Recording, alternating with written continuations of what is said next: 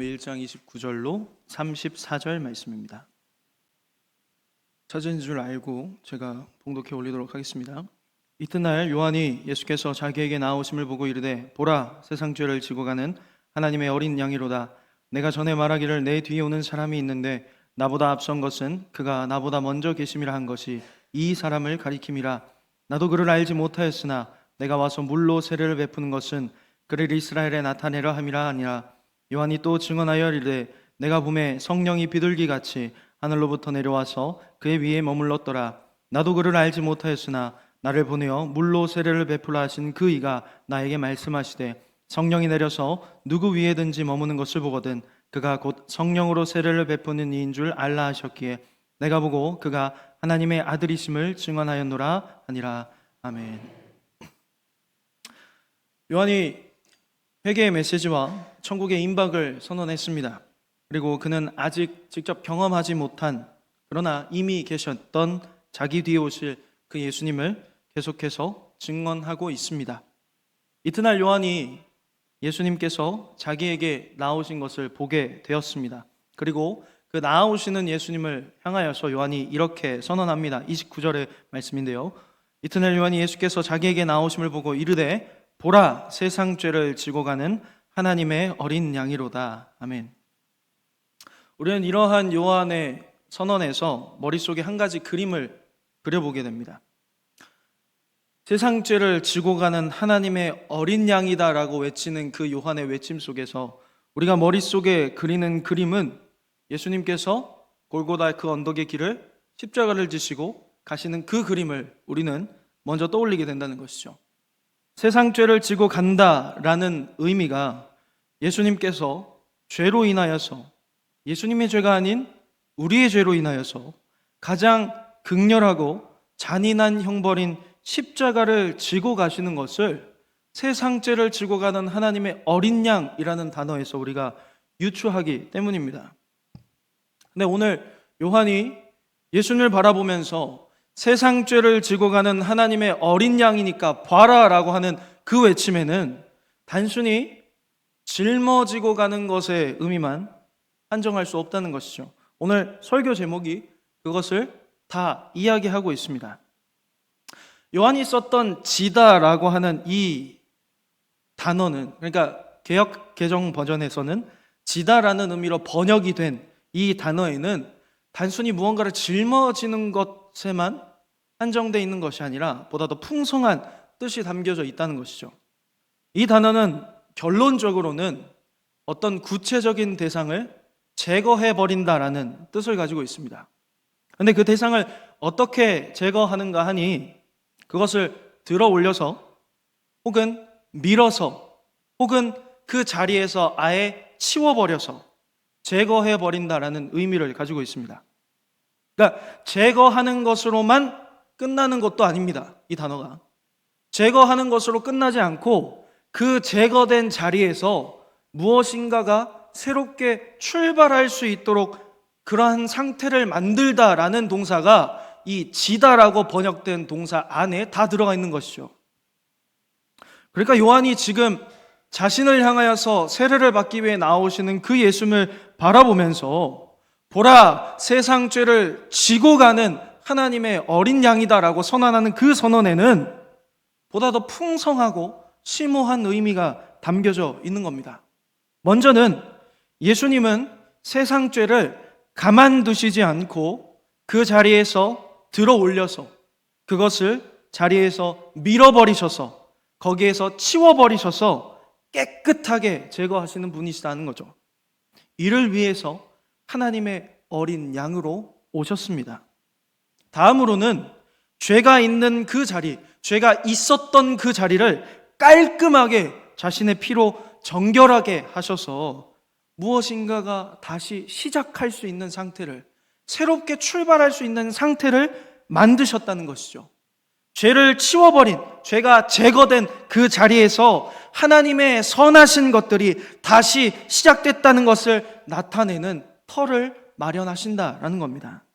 그렇기 때문에 요한은 그 예수님을 바라보면서 보아라, 세상 죄를 지고 가는 하나님의 어린 양이다, 그렇게 선언하고 있는 것이죠. 예수님은 전능하신 하나님이십니다. 믿으십니까? 또한 동시에 온전한 사람이십니다. 하나님이심과 동시에 온전한 사람이신 그 예수님은 택하신 백성 이스라엘 가운데 오늘 자신을 요한에게 세례를 받으심으로 인하여서 그들에게 드러내고 계십니다. 왜 예수님께서는 30년 동안 그냥 묵묵히 한 가정의 장남으로서, 목수의 아들로서, 시골 촌동네 출신의 청년으로서 그렇게 30년을 조용히 살아가시다가 왜 30년이 지난 그 언저리에 자신을 이 많은 사람들 가운데 드러내고 계실까요? 그것은 하나님의 정하신 때가 되었기 때문입니다. 그것이 아버지의 뜻이기 때문입니다. 예수님의 공생의 기간은 30쯤부터 해서 약 3년 남짓으로 그렇게 전해집니다. 이스라엘에서 성인 남성으로 인정받는 시기가 30살쯤입니다. 즉 완전한 사람이신 예수님은 하나님이시니까 그냥 30살 그 자체로 이 땅 가운데 퐁당 뛰어내려오신 것이 아니라 낮고 낮은 이 땅에 죄인의 몸으로 태어나셔서 죄인들과 함께 그 생애를 사셨다는 겁니다. 우리네가 살아가는 그 삶과 똑같은 그 환경 속에서 예수님은 30년 동안 자라셨다라는 것이죠. 우리가 느낄 수 있는 모든 감정과 모든 상황과 모든 여건들을 인간이시고 또 동일하게 완전한 하나님이신 그 예수님께서 온전히 다 감당하셨다는 겁니다. 근데 어떤 이들은 그러한 예수님을 향하여서 이렇게 이야기합니다. 예수님 그래 인간인 것 인정한다. 하지만 예수님은 30살이 되셨을 때 일반 인간보다는 조금 더 하나님 앞에 특별해서 하나님이 그에게 약간의 비범한 능력을 부어주셨다. 그래서 인간보다는 조금 더 낫고 하나님보다는 아래인 그런 애매한 존재이다라고 말하는 사람들이 있습니다. 순 엉터리죠. 성경을 전혀 모르는 사람들입니다. 요한은 이렇게 예수님을 향해서 증언합니다. 30절 말씀인데요. 제가 봉독해 드리겠습니다. 내가 전에 말하기를 내 뒤에 오는 사람이 있는데 나보다 앞선 것은 그가 나보다 먼저 계심이라 한 것이 이 사람을 가리킴이라. 아멘. 세례 요한은 그 당시 사람들에게 정말로 뜨거운 감자와 같은 사람이었습니다. 모든 유대인들이 이 세례 요한이 어디에서 나왔고 도대체 무슨 권위로 이 일을 벌이는지, 그가 벌이는 그 일에 관심이 쏠려 있었습니다. 그런 요한이 예수님을 향하여서 이 사람은 나보다 앞서 있지만 나보다 뒤에 있는 사람인데 이제 그가 나타났다라고 이야기하는 거죠. 전혀 말이 안 됩니다. 어떻게 앞서 있는 사람이 자신의 뒤에 올 수 있을까요? 요한은 지금 이 자신의 앞에 나타나신 예수님이 사람으로 오셨지만 그는 영원 전부터 나라는 존재가 있기 전에, 세례 요한이라는 존재가 있기 전에, 당신들이라는 존재가 있기 전, 죄송합니다 사태질에서 요한의 감정이입하다 보니까 당신들이라는 사람들이 있기 전부터 앞서 계신 분이었다라고 요한이 증언하고 있는 것이죠. 요한의 말에는 이 말이 들어가 있습니다. 저분은 완전한 사람이시며 완전한 하나님이시다. 그의 말엔 이 증언이 들어가 있는 겁니다. 하나님이신 예수님은 영원 전부터 계셨습니다. 마리아의 태중에 계셨을 때도 그는 영원하신 전능하신 하나님이셨습니다. 어린 시절 자라시면서도 그분은 전능하신 하나님이셨습니다. 그리고 이제 유대 전통에 따라서 30이 되셨을 때 온 세상 죄를 지시고 다시 새롭게 하실 하나님의 어린 양으로서 자신을 드러내고 계십니다. 하나님이시면서 동시에 완전한 사람이신 예수님은 그렇게 저와 여러분들을 구원하기 위해서 저와 여러분과 동일한 삶의 현장 가운데서 살아가시면서 성부 하나님의 구원 계획에 따라서 신실하게 준비돼 가셨습니다. 그리고 마침내 하나님의 정하신 때가 이르렀을 때 자신 앞에서 자신의 길을 곧게 하고 외치는 소리로 쓰임받고 있는 그 요한 앞에 나오신 것입니다. 하나님께서는 이렇듯 구약에서 그들의 백성들에게 주시겠다고 약속하셨던 메시아에 관련된 모든 예언들을 하나씩 하나씩 차분하게 이루어 가십니다. 신실하게 그것들을 실수 없이, 오차 없이 그것들을 완전하게 이루어 가십니다. 누구 때문에요? 누구 때문에 하나님이 이 일들을 계획하셨고 이루어 가십니까? 본질상 진노의 자녀인, 날 때부터 머리 위에 하나님의 진노의 화살이 겨냥된 죄인인 저와 여러분들을 위해서 이 모든 일들을 계획하셨고 신실하게 이루어 가셨습니다. 요한은 그 예수님을 향하여서 자신이 전능하신 하나님이신 그 예수님께 세례를 베푸는 것은 감당할 수 없는 일이지만 그럼에도 불구하고 한낱 인간인 자신이 하나님이신 그분 앞에 세례를 베푸는 것은 이제 하나님의 때가 되었기 때문에 자신의 잃어버린 양들에게 그들을 찾으러 오신 하나님이 오셨다라는 사실을 보여주시기 위해서, 나타내기 위해서 세례를 베푼다라고 이야기합니다. 하나님의 백성들에게 하나님이 예비하신 구세주를 보이시는 것이죠. 백성들이 비범하다고 또 특별하다고 생각해서 그 앞에 우르르 나왔던 요한의 입을 빌려서, 요한의 입을 통하여서 자신들의 백성을 구원할 하나님의 구세주가 오셨다라는 사실을 선포하고 계신 겁니다. 다른 복음서를 살펴보면 오늘 이 대목에 아주 신비한 일이 일어나는 것을 기록하고 있는데요. 예수님께서 요한에게 나오셔서 그에게 물로 베푸는 세례를 받으셨을 때 하늘이 열리고 하늘 위에서 우리와 함께 공생하고 있는 비전센터의 알을 깠더라고요. 요 며칠 사이에 비둘기와 같은 성령의 형상이 예수님의 머리 위에 임하였고, 그리고 하늘에서는 큰 소리가 울려 퍼져서 이렇게 퍼졌는데, 이는 내 사랑하는 자요 내 기뻐하는 자니, 그 뒤에 말이 중요합니다. 너희는 그의 말을 들으라. 모든 사람들에게 그 광경이 비추어졌을 겁니다. 하늘이 열리고 비둘기와 같은 성령이 예수님의 머리 위에 임하고 하늘에서 큰 음성이 들렸죠. 이는 내 사랑하는 자요 내 기뻐하는 자니 너희는 그의 말을 들으라. 하나님이 사랑하시고 하나님이 기뻐하는 자는 누구일까요? 그의 아들 예수님밖에 없죠. 그러니까 하나님께서도 이 예수라는 지금 세례받고 있는 바로 이 사람이 너희를 위하여서 내가 영원 전부터 예정하였던 구세주다라는 사실을 공포하고 계십니다. 그러니까 너희는 제발 그의 말을 들어라. 즉 이제 성부 하나님께서 공식적으로 그 방대하고 완전한 구원 경륜 가운데 예수님의 구속 사역을 승인하셨다는 겁니다. 이제 예수님은 이 사건 이후에 구속 사역의 정점인 십자가 대속까지 끊임없이 자신을 드러내십니다. 내가 너희를 위하여 왔다. 이는 예수님께서 지금까지 그 어떤 인간도 해결하지 못했던, 그 어떤 노력이나 그 어떤 공로에도 꿈쩍하지 않았던 죄와 사망의 자리를 들으시고 밀어버리시고 치워버리셔서 우리를 자유케 하시기 위해 그것들을 제거하시려고 움직이기 시작하셨다라는 말이죠. 예수님은 성부 하나님과 깊은 유대 가운데에서 성령의 능력의 공급하심 가운데 그 모든 일들을 이끌어 가셨습니다.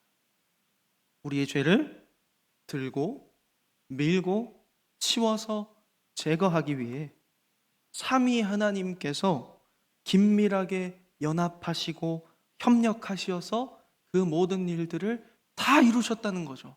그러니까 저와 여러분들은 참 대단한 사람들인 거예요. 삼위 하나님을 움직이게 만들었잖아요. 삼위 하나님이 죽기까지 순종하게 만드셨잖아요. 그리고 그 모든 구속 사역의 동의는 하나님의 영원하신 사랑이라는 것이죠. 그러므로 요한은 계속해서 그 하나님의 구속주로, 구세주로 오신 예수님을 향하여서 그가 하나님의 아들이시다, 하나님이시다라고 증언하고 있는 것이죠. 성경은 처음부터 끝까지 온통 예수님이 그리스도이심을 증언하고 있습니다. 오늘 요한도 그의 입을 열어서 입을 닫기까지 계속해서 예수는 그리스도시다, 예수님이 구세주이시다, 그렇게 전하고 있습니다. 그것뿐이라는 거죠. 성도가 해야 할 말도 이것뿐입니다. 예수님이 구세주이십니다. 예수님이 다시 살아나셨습니다. 왜요? 저와 여러분들의 죄를 대신해서 죽으시고 우리에게 영원한 생명을 주시기 위해서 그 모든 일들을 다 이루시고 다시 부활하셨습니다. 우리가 전해야 될 것은 오직 예수님이 유일한 구세주이시다라는 사실 뿐이라는 거죠. 사랑하는 성도 여러분, 예수님만이 하나님께서 예비하신 우리의 유일한 구세주이십니다. 예수님만이 우리의 죄를 들고 밀어서 치워 제거하실 수 있는 유일하신 분입니다. 그리고 그분은 진정으로 자신의 피를 다 쏟으셔서 우리 안에 깊게 박혀 있던, 우리를 무겁게 짓누르고 있던, 우리를 올가매고 있던 모든 죄와 사망의 권세를 들고 밀고 치워 제거해서 깨끗하게 하셨습니다. 뿐만 아니라 이제는 그 깨끗하게 된 자리에서 성령의 충만하심을 가운데 하나님의 거룩한 언약 백성들로서 새롭게 출발하게 만드셨습니다. 우리는 이 일에 대하여서 다 증인된 사람들입니다. 예수님이 지신 죄는 온 세상 모든 사람들을 위해서 지신 죄가 아닙니다. 저와 여러분들을 위해서 진 죄입니다. 저와 여러분들의 죄를 위해서 예수님은 그 모든 일들을 이루셨습니다. 모든 사람이 다 구원받는 것이 아니라는 겁니다. 하나님의 영원 전부터 택하신 백성들에게만 그 은혜가 미치는 것이죠. 그러므로 그 은혜 입은 우리는 어떻게 해야 할까요? 너도 구원받고 나도 구원받고 네가 해라, 난 안 할래, 그게 아니라는 거죠. 예수님께서 나 같은 죄인을 위하여서 그 모든 일들을 다 이루셨다고, 예수님이 나의 구세주이시라고, 우리는 그 사실만을 전해야 할 뿐입니다.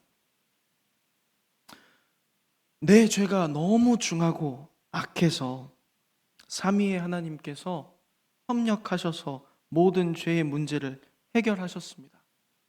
사랑하는 성도 여러분, 나 자신을 돌아봐 보실까요?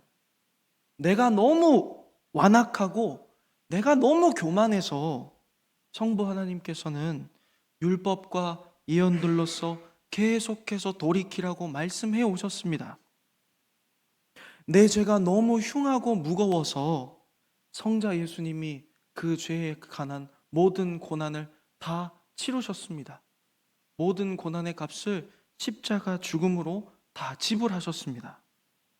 그럼에도 불구하고 내가 너무 의심이 많고 연약해서 성령의 인치심이 세상 끝날까지 내가 너와 함께 한다는 보증이 되어 주셨습니다. 그러므로 삼위의 하나님께서 우리 자신을 위하여서 이 모든 일들을 다 이루어 가신 거죠. 우리 안에 있는 모든 죄를 들고 밀고 치워 제거해 버리셨습니다. 왜요? 다시 시작하라고 그렇게 하신 겁니다. 죽음으로 애곡하고 통곡하고 슬피 주저앉는 것이 아니라 그 자리 가운데서 이제 다시 소망을 얻고 일어나서 새롭게 출발하라는 겁니다. 어떻게요? 그리스도의 거룩한 신부로서요, 하나님의 거룩한 언약 백성으로서 다시 출발하라는 겁니다. 사랑하는 성도 여러분, 이것이 복음의 능력입니다. 복음은 결코 주저앉지 않습니다. 복음은 결코 지지 않습니다. 그 무엇도 복음의 능력을 막을 수가 없습니다. 그러므로 우리는 우리의 죄를 들고 밀고 치워 제거하신 그 자리에서 오직 자신만을 소망으로 삼고 새롭게 출발하라고 하신 그 예수님을 붙들기만 하면 됩니다. 그 예수님을 전하기만 하면 됩니다.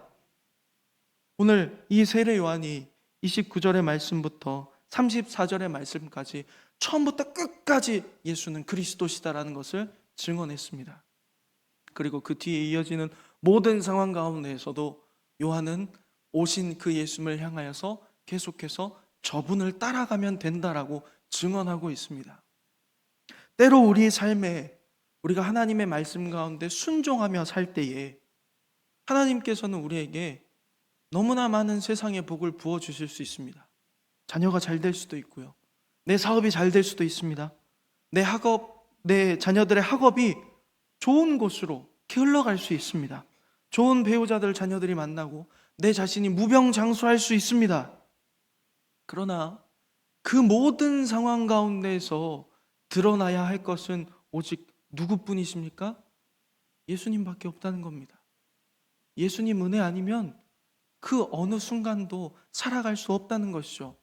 반대로 예수님을 너무 잘 믿습니다. 그런데 매번 하는 일마다 다 말아먹고 매번 사기당하고 매번 사람들에게 손가락질 받고 천대받고 무시받을 수 있습니다. 병이란 병은 다 걸려서 하루하루 숨쉬는 것조차도 고통으로 가득 차게 되는 상황이 올 수도 있습니다. 하루아침에 알거지가 되어서 길거리에 나앉을 수도 있습니다. 자녀들이 취직이 안 되고 결혼도 못하고 그런 불상사들이 일어날 수 있다는 거예요. 그럼에도 불구하고 우리의 입속에서 나와야 되는 유일한 말은 무엇입니까? 예수님이 나의 구세주이십니다 밖에 없다는 겁니다. 사랑하는 성도 여러분, 그 예수님을 붙잡으십시오. 그러면 삽니다. 그 예수님만을 소망하십시오. 그러면 이 땅의 것과는 비교할 수 없는 영원한 하나님 나라에 우리는 들어갈 수 있습니다. 하나님은 이미 그것을 허락하셨고 우리에게 주셨습니다. 우리는 끝까지 잘 버티면 됩니다. 그 버티기를 잘 하시는 저와 여러분들이 되기를 소망합니다.